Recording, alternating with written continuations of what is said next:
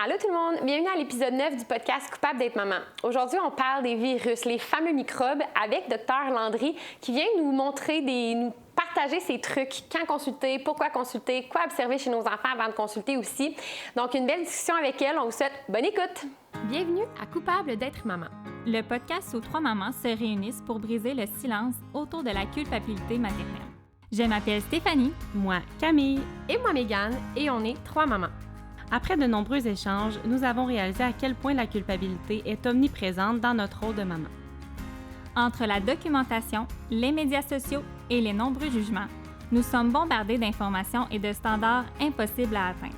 Nous vivons dans une société où les sujets liés à la maternité sont souvent présentés de manière polarisante, sans laisser de place à la nuance. Avec humour, tendresse et bienveillance, nous vous offrons un moment de réconfort et de solidarité dans cette aventure qu'est d'être parent. Retrouvez-nous pour une conversation honnête et réconfortante sur la maternité.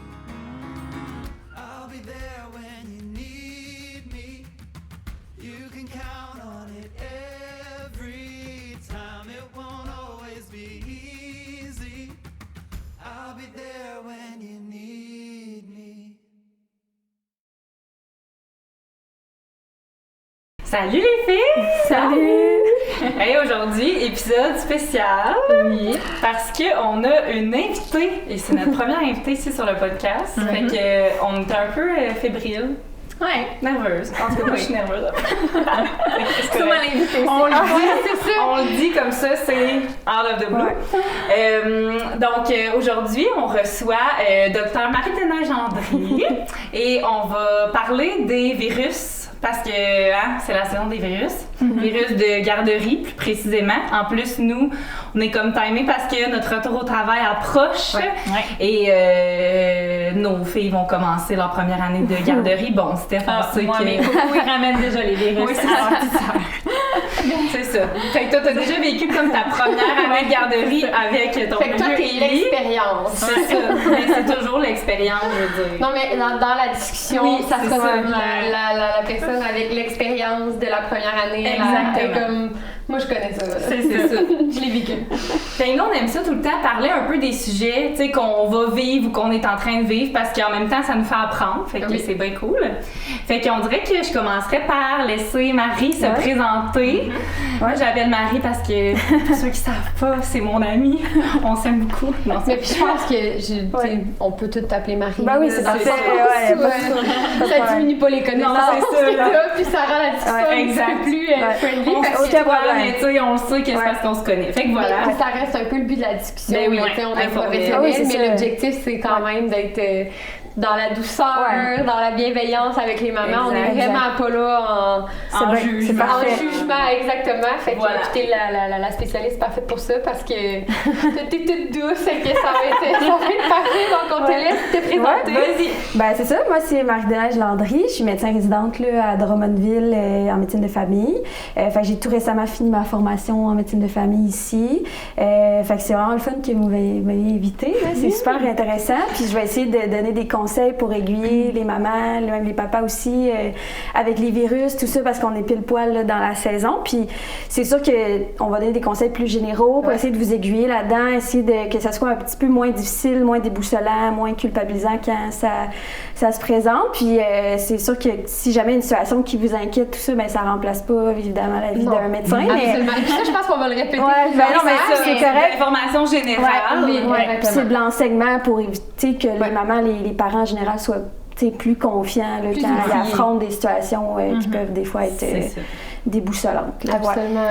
Parce qu'on s'entend que, tu sais, nous, la mission du podcast, on est vraiment à propos, tu sais, de la culpabilité maternelle, tout ça. Puis quoi de plus culpabilisant que quand ton enfant est malade et que tu ne sais pas ce qu'il y a, là, tu sais pas quoi observer, tu sais pas quoi faire, puis là... Tu veux pas engorger, tu sais, les urgences ou les cliniques ou peu importe pour te faire dire, ben voyons, c'est rien, retourne chez vous. Mais en même temps, tu sais... Puis de deux choses, tu sais, oui, il y a comme le fait qu'on veut pas engorger, mais il y a aussi le fait qu'on veut pas exposer nos enfants. Tu sais, moi, l'urgence, c'est comme, ben pas le démon, là, c'est pas ça, mais c'est comme, si j'ai pas à y aller, j'irai pas dans le sens où il y a tellement comme un paquet de microbes qui était comme, ben là, tu sais, j'irai pas encore plus exposer mon enfant. Mais c'est vrai que c'est culpabilisant, surtout. Puis même un coup que tu as consulté, puis tu te fais dire, t'es venu pour rien, t'es Là, tu te dis, oh mon Dieu, je suis la mère trop stressée, tu sais, qui est allée alors que c'était pas nécessaire. Mon intuition était pas bonne, fait que tu sais, ça aussi. Fait qu'on va essayer d'utiliser les mamans pour savoir. Mais tu sais, en même temps, c'est pas. Je sais que tu sais, les gens veulent être plus autonomes, ils veulent tu sais, être plus outillés, puis tout le monde travaille, tout le monde est occupé. Fait que c'est sûr qu'on veut avoir de l'information, puis on va essayer de désengorger, puis de pas consulter pour rien. Mais moi, souvent, je le dis aux gens autour de moi, tu sais, si vous êtes inquiet, consultez. Puis on consulte jamais vraiment pour rien. Tu sais, au final, même on connaît nos enfants, puis c'est parce qu'on a une inquiétude. Exactement. Fait que tu sais, je veux dire, quand quelqu'un est inquiet, qui consulte, moi, je vais jamais leur dire qu'ils consultent pour rien. Au final, même si vous repartez pas avec une prescription, vraiment, vous allez repartir avec des conseils, de l'éducation, qui va faire que peut-être la prochaine fois, une situation similaire, vous allez pas reconsulter, mettons, tout de suite, vous allez attendre peut-être un 24 heures. Fait que c'est jamais pour rien. Tu sais, ça, on peut s'enlever ça. Déjà. Au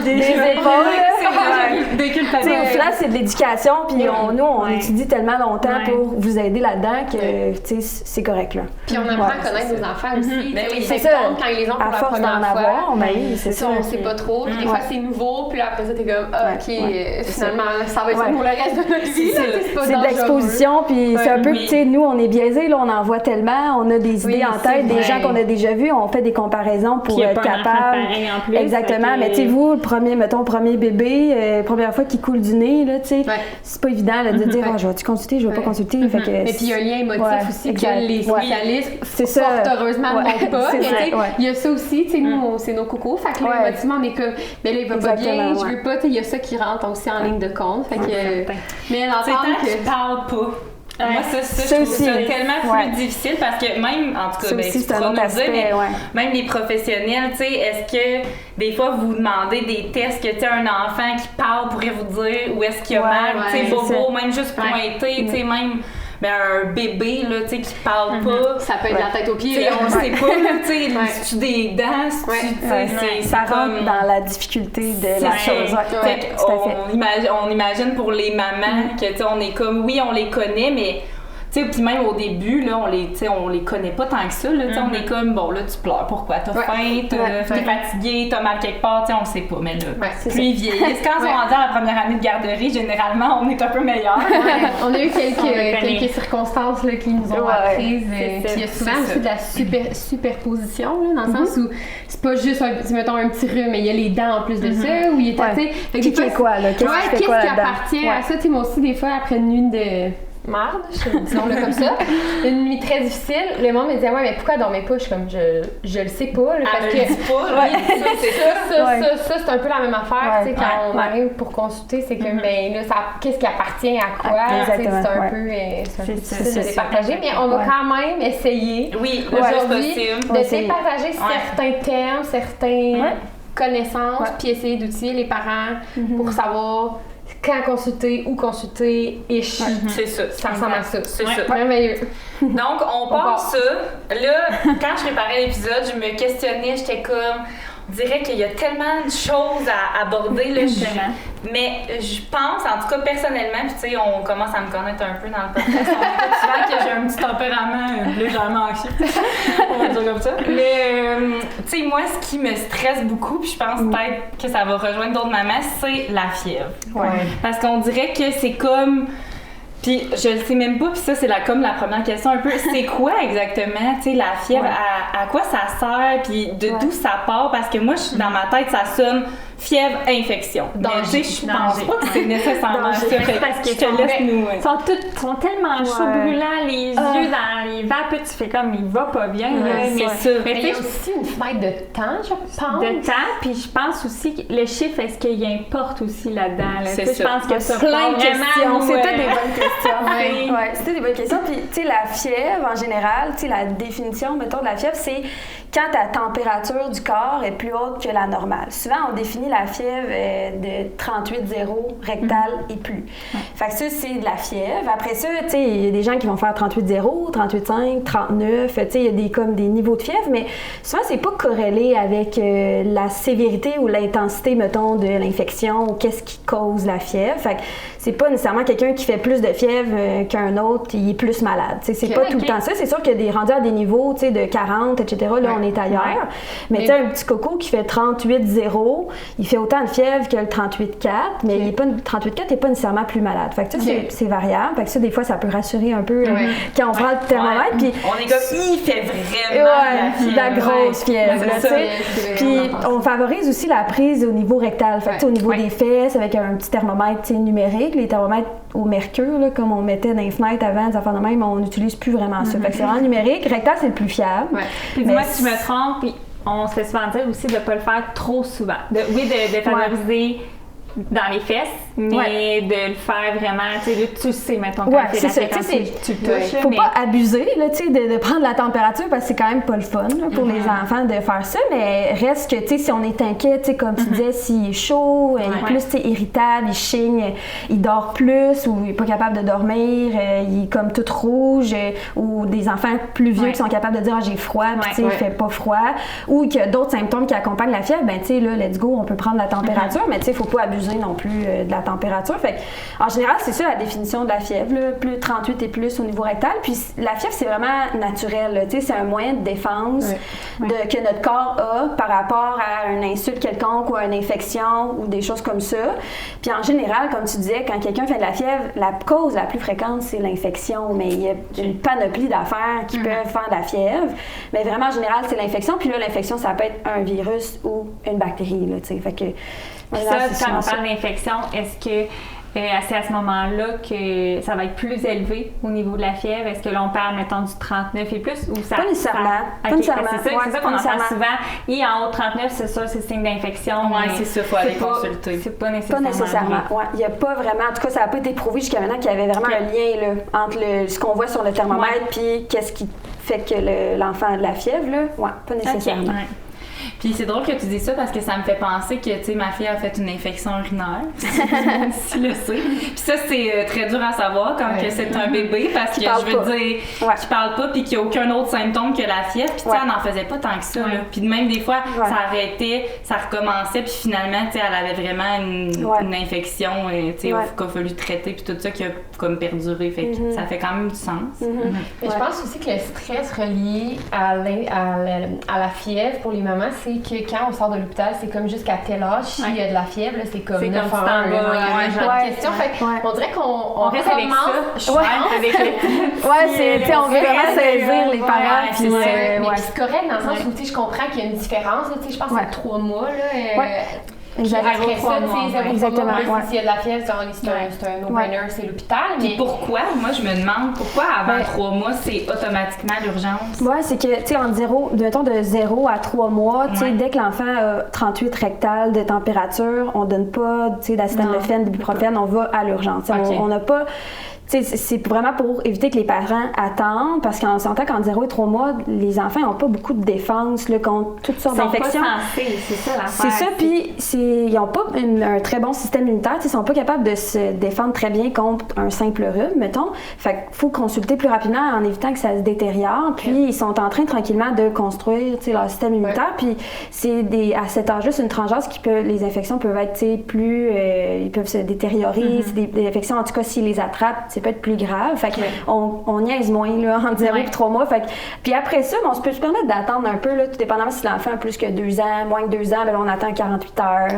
Un 48-72 heures, tout dépendamment de l'état de l'enfant au début. Si dès qu'il fait de la fièvre, peu importe si c'est 38 ou 38,5 ou plus, il a l'air, tu sais, d'être au bout de sa vie. Tu sais, il y a plein d'affaires qui t'inquiètent. Ben là, go, là. Tu sais, on consulte, on n'attend pas un 48 heures parce qu'on se dit, bon, donne un petit peu de Tylenol. On suit plus sur l'état de l'enfant. Exactement.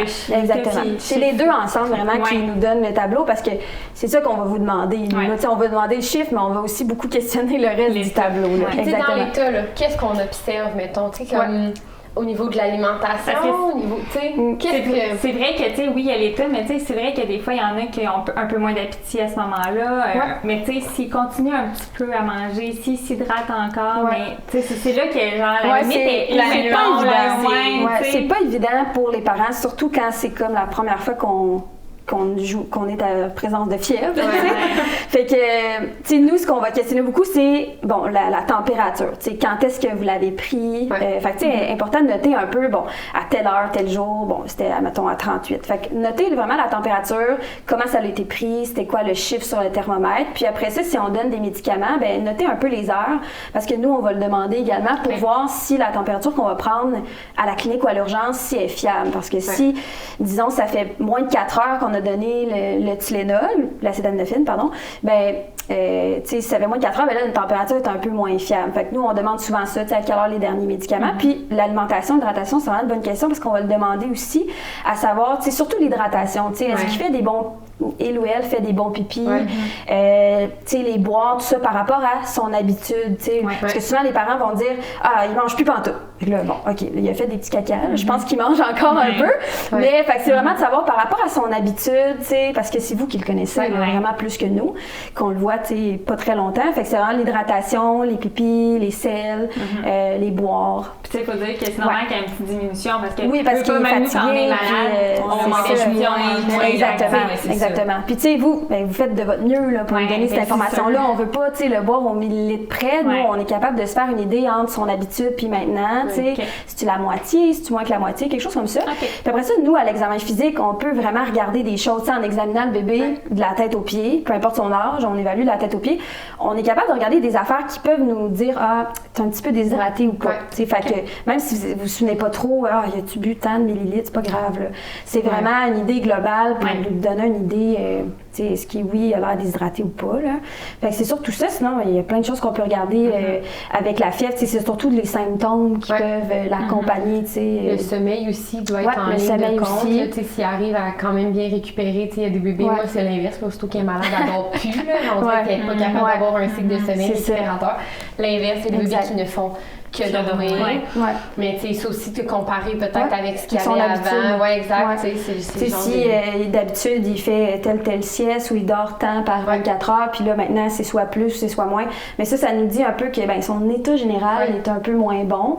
Encore là, c'est pas obligé d'être aux heures près, là. Non, mais c'est pas grave. Plus un comparatif. Exactement. Par rapport à son état de base. Puis au niveau de la déshydratation, j'avais une petite question.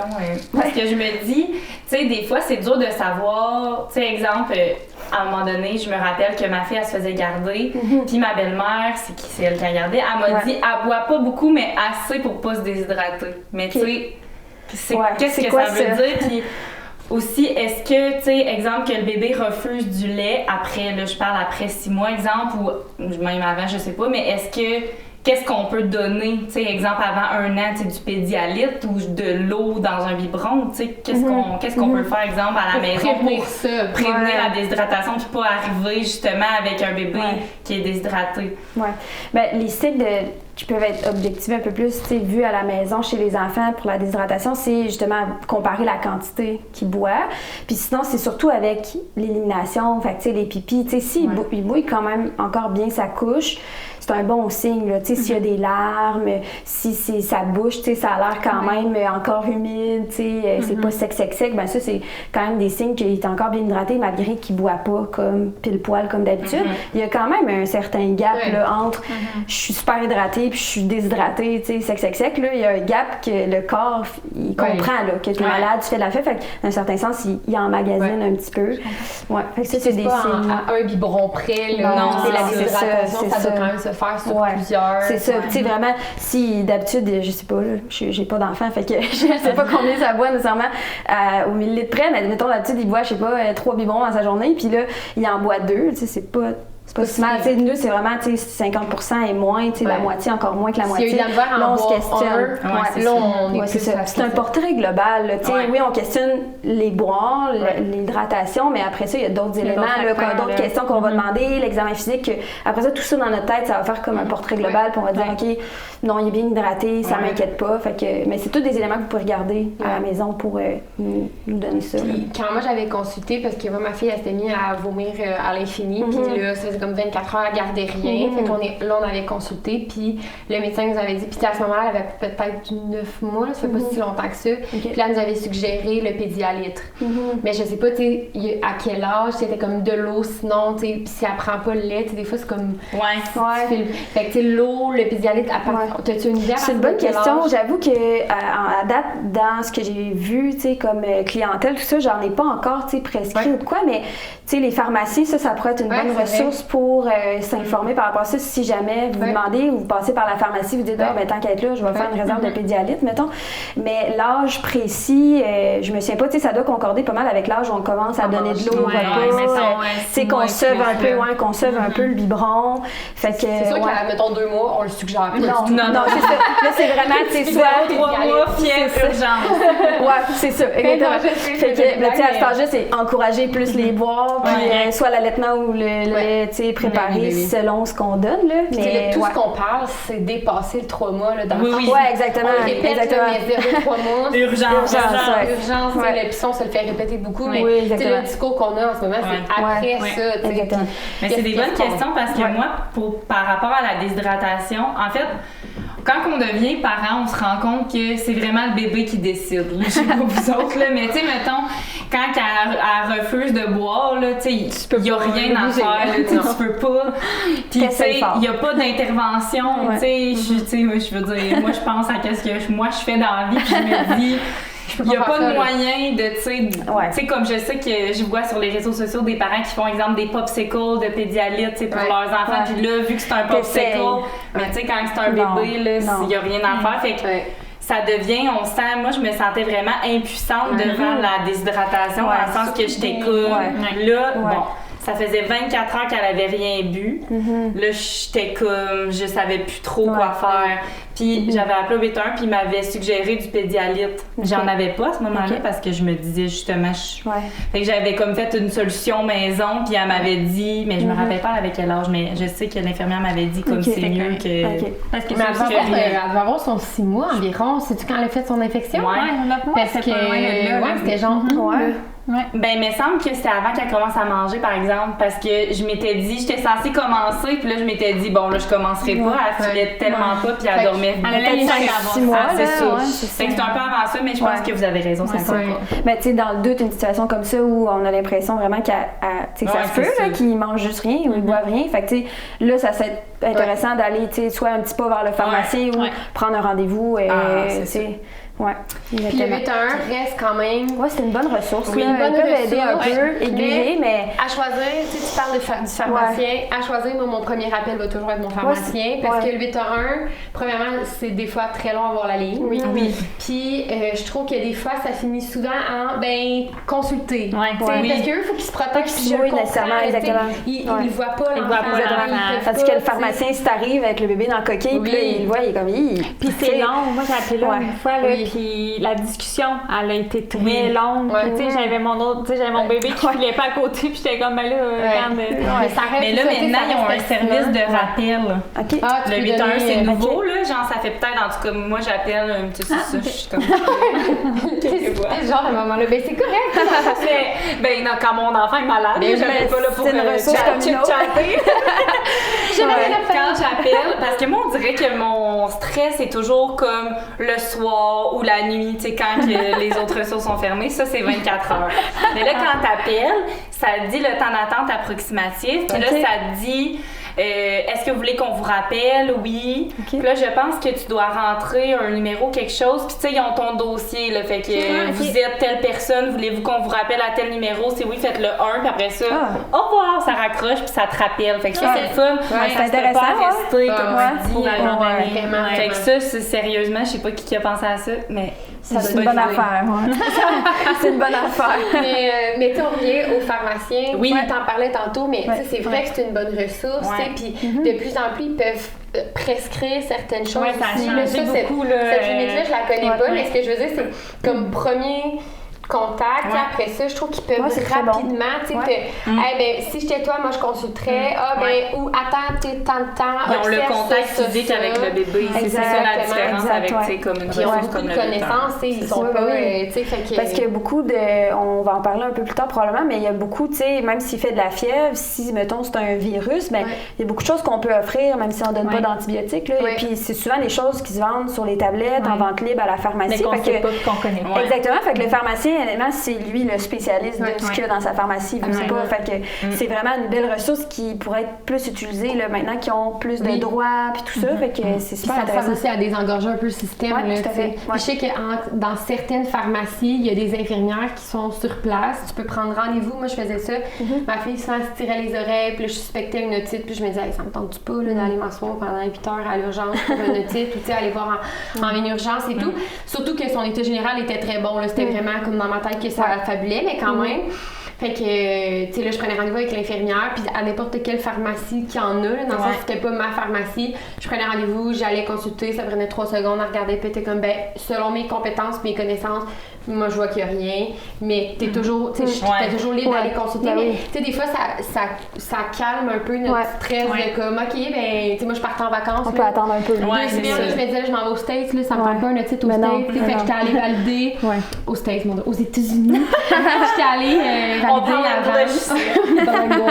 fait que, tu sais, ça peut être pertinent, mais là, t'as ouvert la porte un petit peu sur les virus. Puis là, j'ai le goût qu'on rentre dedans. Parce que... Tu parles de bactéries, c'est là que tu s'en allais? Non, je m'en allais surtout sur... Non, mais c'est correct, mais oui, il y a sûrement une différence. Moi, je les connais très peu. Là. Moi, je suis comme rendue là, c'est comme la job des médecins de me dire quoi apprendre pour mon enfant, dans le sens où moi, c'est vraiment pas des connaissances que j'ai, mais il y a aussi que il y a certains cas qui peuvent se résorber par eux-mêmes. C'est ça. Qu'est-ce qui est viral versus on s'en est à la même place?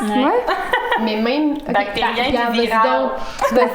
Mais c'est ça, j'en parlais un petit peu au début, tu sais, dans ce qui cause la fièvre, dans le fond, là. Fait que le plus probable, c'est des infections, mais il y a plein d'autres affaires qui peuvent faire de la fièvre.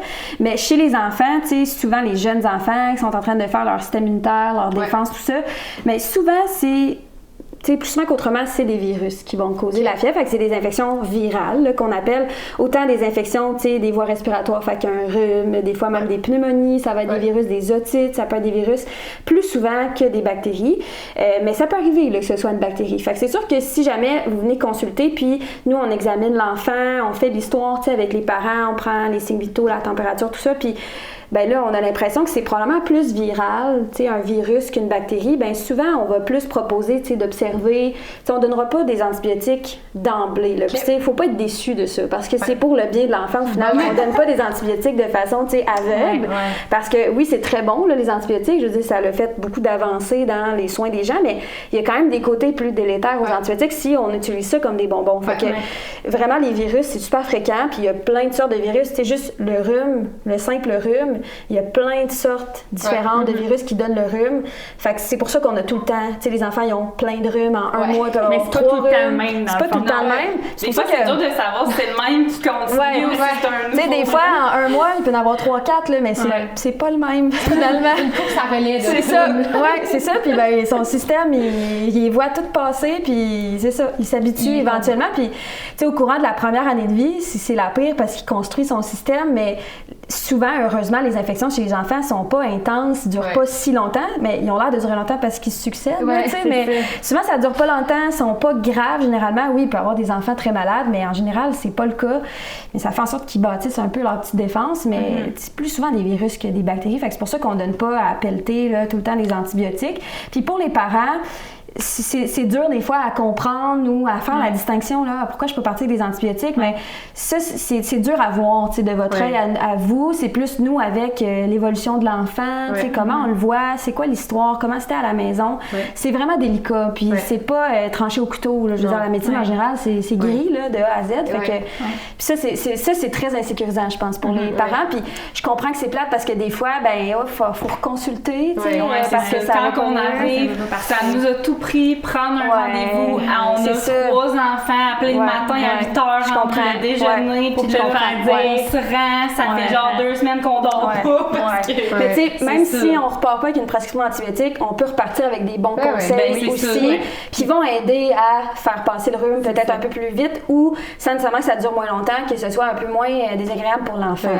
Puis tu sais, comme tu disais tantôt, j'aimais mieux quelqu'un qui me dit écoute, on continue, on va laisser son petit corps développer ce qu'il a développé, que de faire, ben là, on va comme y amener une petite béquille parce que c'est correct si on se rend là puis on a besoin de ça, mais en même temps, tu sais, c'est correct aussi de laisser leur petit corps. Parce que de toute façon, les antibiotiques, c'est pas fait pour les virus. Fait que ça va juste être dans nos têtes ou la tête des parents que il s'est amélioré avec les antibiotiques. Mais finalement, c'est peut-être juste son petit virus qui s'est estompé tout seul, qui est parti tout seul. L'antibiotique, c'est comme un camouflage un peu, une fausse béquille si on veut. Puis le corps il devient un peu résistant à long terme, effectivement. Parce que moi, j'ai un de mes enfants qui, à un moment donné, l'antibiotique qu'il prenait pour... C'est ça, des fois, c'est ça un peu... il fallait qu'il change de sorte parce que là, ça fonctionnait. C'est ça, les côtés un peu délétères si on n'utilise pas bien les antibiotiques. C'est ça qu'on veut éviter, là, surtout chez les jeunes enfants. Fait exactement. Puis comme tu disais tantôt, oui, effectivement, il y en a qui se guérissent d'eux-mêmes. C'est surtout les virus. L'évolution naturelle d'un virus, c'est que selon les virus, il y a comme, c'est un pic à tel jour, puis après ça diminue, ça s'en va, si ça se complique pas. Fait que c'est souvent ça qu'on va dire aux parents. Si on pense vraiment que c'est viral, on va finir la consultation comme ça. On va laisser des conseils comme l'hygiène nasale, tout ça qu'on pourra reparler tantôt. Mais puis après ça, on va donner des conseils de départ, de dire, ben là, tu sais, reconsulter si jamais, ben là, dans un 48, quoi observer à la maison, qui va faire que là, peut-être, on va penser un peu plus à notre antibiotique. Si, exemple, ben là, dans 48 heures, 72 heures, il refait de la fièvre, son état général se détériore, ou, tu sais, il est vraiment plus moche, il dort, vous n'êtes pas capable de le réveiller, il a l'air comme tout raide dans son cou, tu sais, des choses comme ça, difficulté à respirer. Ben, c'est toutes des choses que, si on initialement, ben c'est sûr qu'on consulte, mais si ça se développe par la suite, ben, on reconsulte également, Exactement. Puis, tu sais, on en parlait, acétaminophène. Il y a certains aussi outils qu'on peut utiliser plus doux à la maison. Oui, c'est ça. Puis ça, c'est l'âge, puis si on peut valider avec... Exactement. Le pharmacien, ou tu sais, vraiment toujours suivre ce qui est écrit sur l'emballage, ou dans le doute, le pharmacien. Puis ça, c'est vraiment pour le confort de l'enfant. Tu sais, on vise pas à diminuer... Et des parents. Oui, effectivement. Mais oui, pour la fièvre, On vise pas un chiffre. Tu sais, mettons, il faisait 38,5, on lui donne de l'acétaminophène. C'est pas dans le but qu'il fasse en bas de 38, c'est vraiment pour le confort, parce que c'est pas confortable de faire de la fièvre. Des fois, ça ne descend pas, là, même si dans mais les il va être mieux. Instants. Il va peut-être dormir avec son acétaminophène, puis là, les parents vont dormir aussi. Puis, donc, autrement dit, si l'enfant fait de la fièvre, parce que il y a des enfants qui font de la fièvre et qui pètent le feu. Fait que si l'enfant fait de la fièvre mais est confortable, on n'a pas besoin de donner de la médication. C'est vraiment parce que c'est pas ça qui va faire. C'est pas ça qu'on vise en fait. C'est pas ça qu'on vise. C'est vraiment pour le confort. Parce que autant, tu sais, même les adultes, là, quand on fait de la fièvre, c'est vraiment pas le fun. Non, on n'est pas bien dans c'est vraiment pas le fun. Mais nous, on est capable de dire, j'ai mal partout, j'ai chaud, mais j'ai froid. Puis mais l'enfant, il sait pas, il fait de la fièvre, tu sais. Fait que c'est vraiment pour son confort, pour qu'il puisse au moins dormir, se reposer. Puis là, si ça marche pas, on n'est pas capable de le rendre confortable avec ça. Puis il y a d'autres choses. Mais là, tu sais, c'est là qu'on se dit, c'est ça, c'est là pourquoi chez les enfants plus vieux, en haut de 3 mois, en haut de 2 ans, on peut se dire, on en donne, on entend un petit 48 heures, tout dépendamment de l'état initial de l'enfant. Puis, Fait que maintenant qu'on sait là, un peu plus la différence entre qu'est-ce qui est comme une bactérie qui va nécessiter des antibiotiques, puis qu'est-ce qui peut partir toute seule, mais en tant que parent, tu sais, exemple, une otite qui part toute seule ou une otite qui prend des antibiotiques, c'est quand qu'on sait si on doit aller consulter ou pas? C'est pas évident, tu sais, parce que c'est vraiment dans l'évolution de l'enfant. Parce que, tu sais, l'otite, il y a des otites, ça dépend de l'enfant aussi, là, ils vont peut-être pas tous avoir les mêmes symptômes. Il y en a qui vont juste se prendre un peu l'oreille, il y en a que ça va faire vraiment mal, il y en a que ça va couler, tu sais, si c'est un otite que le tympan s'est perforé, il y en a qui dormiront pas. Fait que c'est vraiment selon le degré de l'enfant. Puis aussi, ça fait combien de temps qu'il fait de la fièvre? Fait que nous, quand on les voit, c'est ça qu'on va regarder. Ça fait combien de temps qu'il fait de la fièvre? C'est quoi son état général? Il a quel âge? Et tout ça mis ensemble, tu sais, nous, on a des lignes directrices là, de l'INES, puis qui est comme pan-québécois, là, puis canadien aussi, qui nous disent un peu des recommandations selon l'âge, la sévérité de l'enfant. Ben, est-ce qu'on attend, tu sais, un 48-72 heures, ou bien on se dit, non, là, c'est comme une otite sévère, on va tout de suite traiter avec des antibiotiques. Fait que ça, c'est difficile pour les parents, parce que c'est vraiment de notre œil à nous, avec ce que vous nous présentez, ce qu'on voit dans l'oreille. Les autres genres d'enfants qu'on a vus, on compare, on regarde nos lignes directrices, puis c'est aussi selon, est-ce que le parent a facilement accès à revenir ou est-ce qu'il a accès à la pharmacie? Parce que des fois, il y a des médecins qui font ça, ils vont laisser une prescription, puis dire, bon, mais si dans 72 heures, il n'est pas mieux ou il refait, il fait encore de la fièvre, on est dans le même tableau, mais il fait encore de la fièvre, bien là, on peut laisser la prescription. Puis, on pourrait penser que les médecins souvent se demandaient est-ce que ça fait en sorte que les parents vont tout de suite chercher la prescription? Est-ce qu'ils vont faire ils nous écoutent pas vraiment? Mais finalement, non, il y a eu plein d'études là-dedans. Puis les parents, souvent, ils respectent ça puis ils veulent pas nécessairement donner quelque chose pour rien. Non. Puis, c'est juste que ça fait en sorte la prescription, ça les apaise parce qu'ils se disent j'ai pas revenir. On s'entend qu'on n'est pas là pour critiquer le système, mais on essaie d'alléger. Pas tout le monde qui a accès facilement à un médecin. Ça permet d'alléger la tâche. Si c'est vraiment encore son otite qui s'en va pas, probablement là, c'est plus une bactérie qu'un virus, puis tant mieux si on peut juste donner la prescription. Fait que c'est des techniques comme ça qu'on peut faire. Du cas par cas. Exactement. C'est vraiment du cas par cas parce qu'à la maison, vous, c'est vraiment dur à savoir si c'est ça. À moins que vous ayez un infirmière, un médecin, puis à moins que tu aies un otoscope à la maison, tu es un infirmière ou un médecin, tu as plus l'entièreté du tableau, mais vite comme ça, c'est vraiment difficile. C'est ça qui peut être aussi embêtant pour les parents. Les connaissanses, puis ce que nous, comme parents, on apporte, c'est vraiment la connaissance de l'enfant. Oui, exactement. L'observation qu'il y a eu sur comme les heures avant, le portrait plus global, sans ça. Les yeux à la maison, c'est vous, là. Exact. Fait que je trouve que c'est vraiment un travail d'équipe. Oui, c'est ça.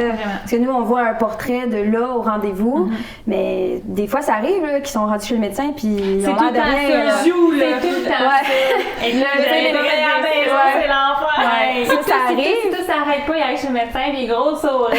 C'est pas du tout, là. C'est ça. Mais tu sais, ça, c'est frustrant pour les parents, mais pour nous, c'est quand même un peu rassurant, parce que ça veut dire qu'il est quand même capable d'être comme ça, là, de jouer puis de sourire, mais on croit le reste de l'histoire qu'il va nous donner. Là, nous, ça nous fait travailler dans notre tête pour le reste des choses. Là. C'est pas évident.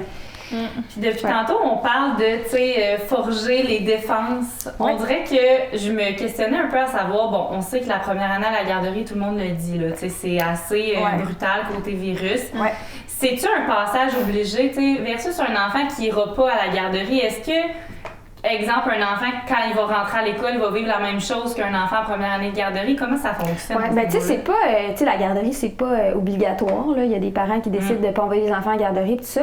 C'est sûr qu'il y a beaucoup de bénéfices là, à la garderie, autant au niveau du système immunitaire, des petites défenses contre les virus, que de tout le reste du développement des enfants, là, tu le sais, Cam, fait que, mais tu sais, pour les virus, sans nécessairement dire que c'est un passage obligé, c'est sûr que ça aide beaucoup l'enfant à développer ses défenses, mais c'est une année qui est difficile, là, parce que, tu sais, les enfants, de un, ils naissent avec un petit système immunitaire, mais qui n'est pas optimal, là, ils se développent de façon optimale pendant la première année de vie. Puis après ça, tu sais, c'est sûr qu'après un an, je vous rassure, ça devient moins fréquent. Les virus, les infections, c'est moins fréquent. À moins qu'on ait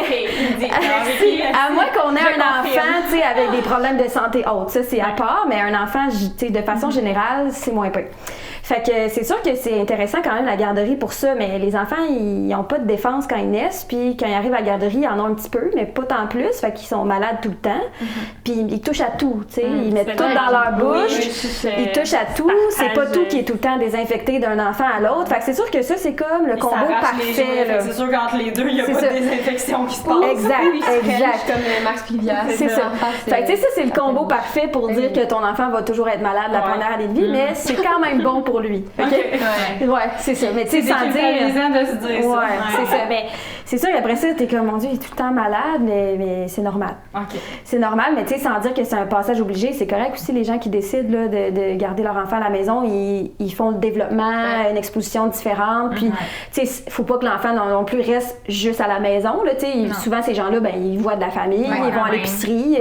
Tu sais, je veux dire, ils font des choses. Fait que cet enfant-là va quand même développer un système immunitaire, mais tu sais, ça a quand même beaucoup de bénéfices, là, la garderie. Mais l'enfant, c'est comme un combo parfait pour être malade, là, dans son comportement. Puis, il y a sûrement des systèmes Tu sais, mettons, moi, je regarde mon chum, il est jamais malade, puis moi, ça dépend des gens, tu sais, ça dépend des gens. Ben oui, c'est ça. Des enfants qui, genre, sont plus que d'autres. Ça avant la garderie, moi, je suis jamais malade. Et il sera surpris. Mais j'y crois. Ça dépend des gens. Oui, c'est la même chose pour les adultes. Oui, exposés pour comme une des premières fois à des maladies plus infantiles. Fait que, tu sais, c'est sûr que le corps, tu sais, je veux dire, ton chum n'a jamais été exposé à des enfants. Ça fait longtemps. Jamais eu, tu sais. Mais mettons, nous, nos deux mamans travaillent en garderie. Fait que moi, mettons, la gastro, puis là, c'est un mot qu'on peut pas entendre souvent, mais je l'ai eu une fois par année, à chaque année. Tu sais, mon corps, il sait déjà. Il y en a vu, là. Il y en a vu de la gastro. Mais tu sais, ce que je veux dire, c'est. Tu sais, on a quand même eu un petit peu plus d'exposition versus, tu sais, à ce genre quelqu'un qui a jamais eu la gastro, tu sais, c'est ça. Exactement. Même la gastro, le rhume, c'est tous des virus différents. Fait que c'est pour ça qu'on a le rhume. À chaque fois.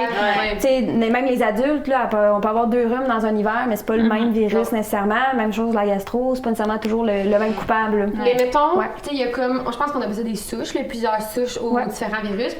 Un coup que je suis immunisée contre une souche, là, est-ce que je peux encore attraper cette même souche-là ou je vais juste attraper toutes les autres? Ben, c'est plus le fait d'avoir les autres, tu sais, parce qu'il y en a tellement. C'est pour ça que le rhume, il n'y a pas de vaccin contre le rhume parce qu'il y a tellement de sortes. Là, une souche, c'est comme une porte d'entrée un peu. Ouais, c'est ça. C'est comme ton corps, il reconnaît pas. Exactement. T'as comme un virus, puis les virus, ils ont comme des caractéristiques. C'est comme s'ils étaient déguisés. Mettons, lui, il a un chapeau, lui, il en a pas. Mais ton corps, lui, il a vu celui avec le chapeau. Fait que lui, il le reconnaît. Ça va être correct, il va passer tout droit. Mais l'autre, qui a comme un béret au lieu d'un chapeau, je sais pas. L'accueillir, on va dire.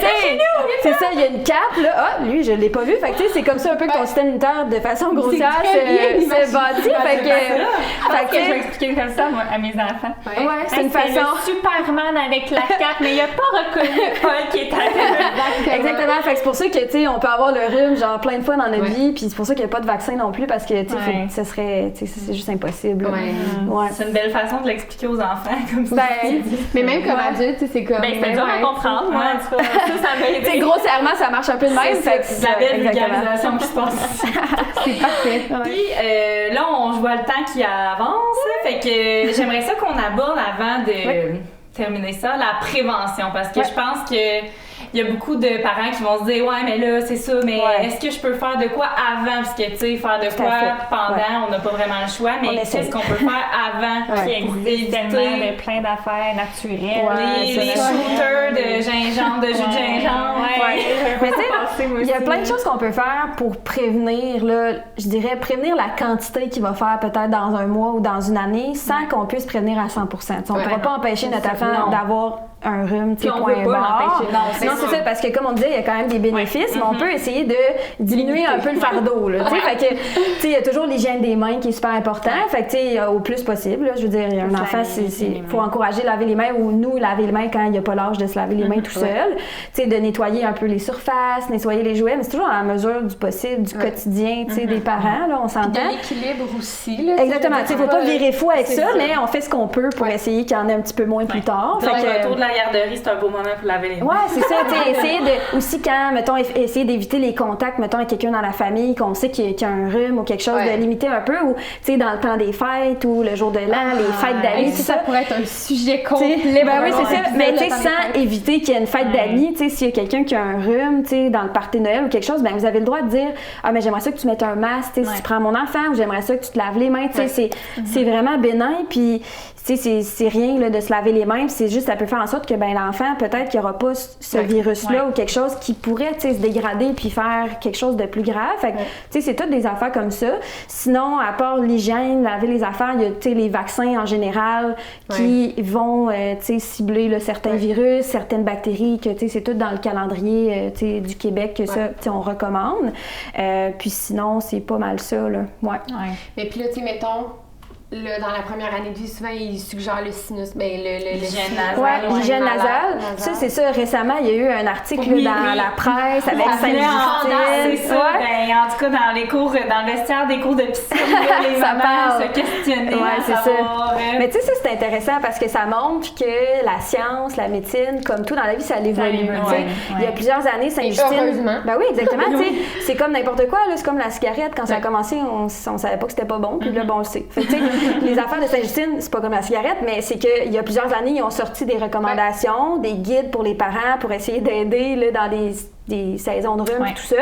Puis là, ils ont continué d'étudier ça, ils ont fait des études, ils ont pris des patients, ils ont comparé, tu sais, des populations. Puis là, ils se sont rendus compte que, ben, leur technique, peut-être, qui était un peu trop agressive, ou là, ils se rendent compte que peut-être cette technique-là, si elle est faite comme trop souvent ou tout le temps, puis dans cette position-là, tout ça, ça fait en sorte qu'il y a peut-être des enfants qui vont avoir des otites plus souvent, tu sais, à répétition qu'on appelle, mais c'est probablement pas 100% des enfants. Fait qu'il faut pas se sentir mal de si j'ai fait le sinus rince avec l'ancienne méthode Sainte-Justine, ben là, c'est sûr, mon enfant, il aura plein d'otites toute sa vie. C'est pas vrai. J'ai 3 enfants, j'ai toujours fait cette technique. Bon, c'est ça. Fait que, j'ai jamais eu d'otite. Tu sais, c'est des recherches, c'est des statistiques, c'est jamais l'art véritable, là. Fait que, tu sais, c'est intéressant, cet article-là, parce que ça montre que ça évolue, là. Ils sont en train de revoir un peu la technique, puis de favoriser un peu plus, je pense, de le faire quand il y a des symptômes qui commencent à se développer. Pas le faire tout le temps. Fait que ça, c'est intéressant. Peut-être que ça va aider à justement qu'il y ait moins d'otites à répétition, de le faire vraiment quand, bon, le petit coco commence à couler du nez, à être congestionné, que de le faire comme de laver le nez à tous les jours, là. C'est drôle parce qu'au début, quand nos enfants sont nés, je me rappelle, j'ai une de mes amies, elle le faisait religieusement. Tous les jours. Je pense. Non. C'est ça qui est non, moi, j'étais comme toi. C'est parce que... Oh, vas-y. Mais puis, sa cocotte en avait besoin. Là, à chaque fois, il y a quelque chose qui sortait. Fait que c'était efficace. Puis moi, à l'inverse, j'avais l'impression que plus je le faisais, plus elle en avait besoin. Dans le sens où ça créait comme des sécrétions. Puis j'étais comme...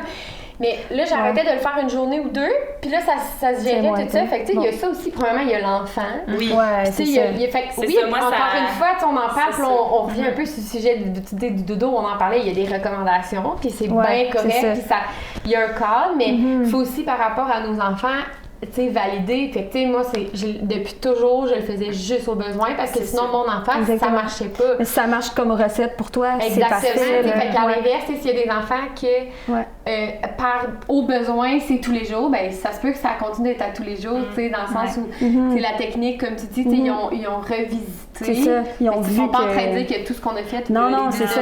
Exactement. C'est juste que là, il y a comme des nouvelles données qui sont sorties, puis là, ils se disent, oups, on va s'ajuster, on va faire ça. Puis c'est sûr que, mettons, là, en changeant les recommandations, ils vont aussi tout revoir dans les prochaines années, qu'est-ce qui se passe, tout ça. Tu sais, ils font vraiment leur possible, comme dans n'importe quoi, pour essayer d'envoyer des recommandations, tu sais, les meilleures possibles. Puis qui conviennent le plus possible à tout le monde. Exactement, tu sais, c'est ça. Fait que ça va être d'adapter un peu sa technique, puis je pense de le faire plus quand on pense que c'est nécessaire que d'entretien. Si les gens, ils le font tous les jours, puis ça cause pas de problème, ben... Ouais, c'est ça. Ça veut pas dire qu'on le fait tous les jours, que la semaine après, il y a une otite, là. Non, comme ça que ça fonctionne. Exactement, non.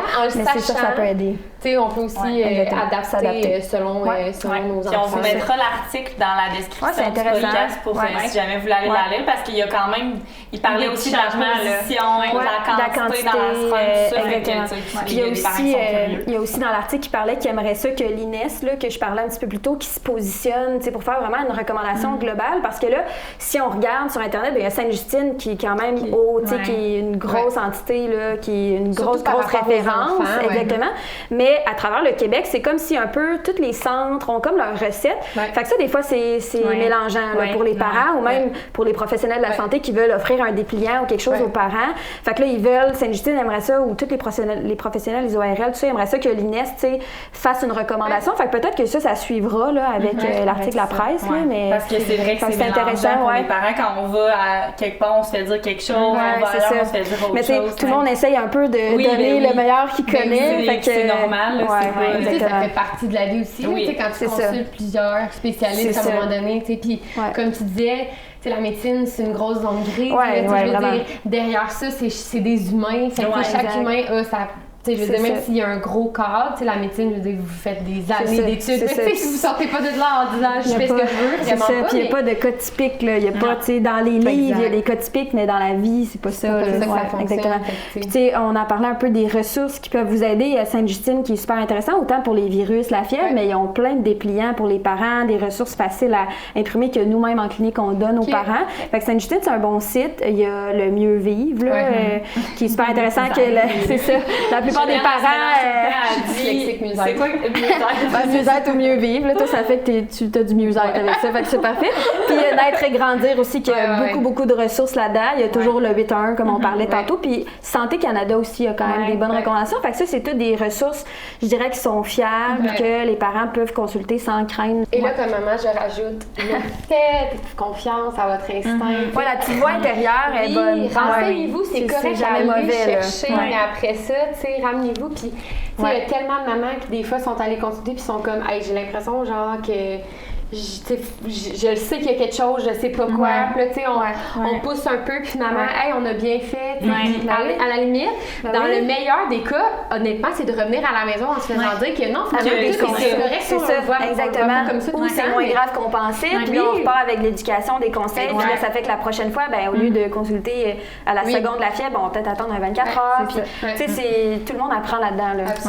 On consulte jamais pour rien. Non, c'est ça. Comme tu disais, c'est ce qu'il faut retenir. Surtout quand c'est le premier enfant, je veux dire, tout le monde va vouloir consulter tout de suite, là, c'est normal. Là. Nous, on est là pour ça aussi, là, faire de l'éducation, puis vous aider. Là. C'est quand même une partie de votre travail. Ah oui, c'est une grosse partie de notre travail. Nos parents, d'apprendre à travers ça, puis d'aller chercher les ressources autour de nous. Tout à fait.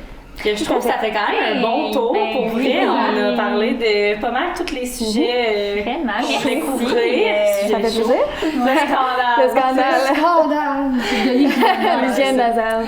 Fait que merci beaucoup, Marie, d'être venue nous parler. Ça me fait plaisir. C'était super intéressant. Notre première invitée. C'était pas trop pire. Mais non, c'est bien. Ouais, c'est bien. On est accueillante. Ben oui, c'est parfait. Fait que finalement, tu vas faire toute la saison avec nous. C'est ça, exactement. Fait que, on espère que vous avez aimé cet épisode spécial avec notre première invitée. Fait que merci d'avoir été à l'écoute, puis à la prochaine. On se retrouve pour le dernier épisode. Oui, il y en a juste un. Fait que c'était l'avant-dernier épisode. Voilà. On va se revoir pour les meilleurs coups de pas. Bye!